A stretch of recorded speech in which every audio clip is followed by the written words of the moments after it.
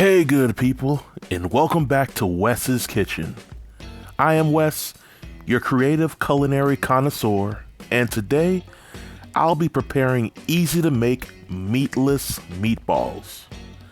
Now to all my carnivores out there, I know and understand your frustration behind the notion of meatless meat. Trust me, I used to be just like many of you out there, but I have since seen the light. Now, I haven't fully been converted to the vegan or vegetarian lifestyle, but I am at least willing to try some of the food out and give it a fair shot.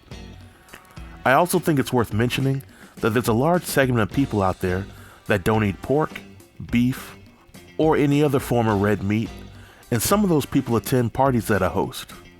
So prior to trying this dish out for the first time, I thought to myself, how could I still make a simple yet flavorful dish without using my two favorite proteins? Then this idea came to mind. And it really wasn't a hard concept to come up with, because I use a similar recipe for my regular meatballs.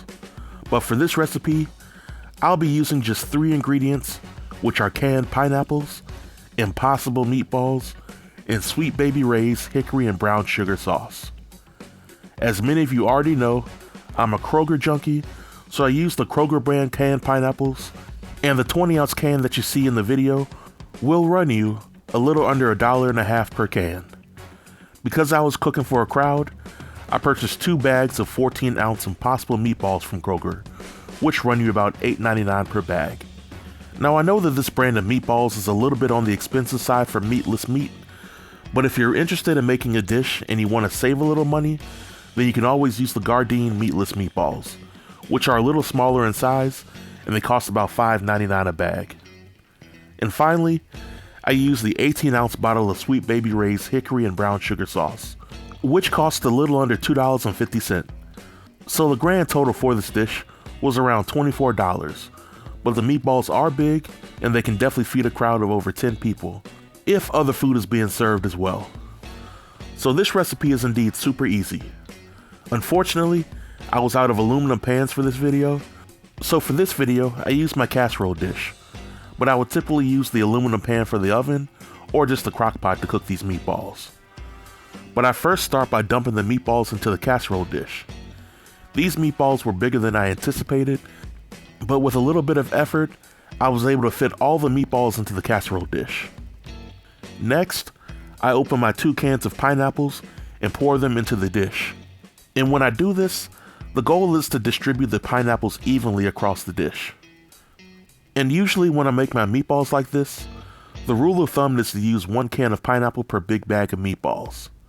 After that, I use the entire can of BBQ sauce in the dish, and I make sure I distribute the sauce evenly and I get all the cracks and crevices. Now once that's finished, I put the meatballs in the oven for 350 degrees for 3 hours. After they're finished cooking, I take the meatballs out of the oven and I let them rest a few minutes before serving. Like I said, this is a very easy and effective recipe, and the Impossible Meatballs were a lot better than I expected. Now if you wish to try this recipe in your crock pot, then I would encourage you to cook your meatballs on low for 6 hours or on high for 3 hours. But I'm pretty sure if you make this dish for a crowd of folks, most of the carnivores will be licking their plates clean. But this is my recipe, and this also marks the end of my video. But I would also like to hear from all of you on this. Do you like my meatless meatballs recipe? Have you ever tried it before, or do you have other recipes similar to this? Feel free to leave all comments below in the comment section, and I'll be sure to reply to everybody. Until next time, stay cooking. Peace.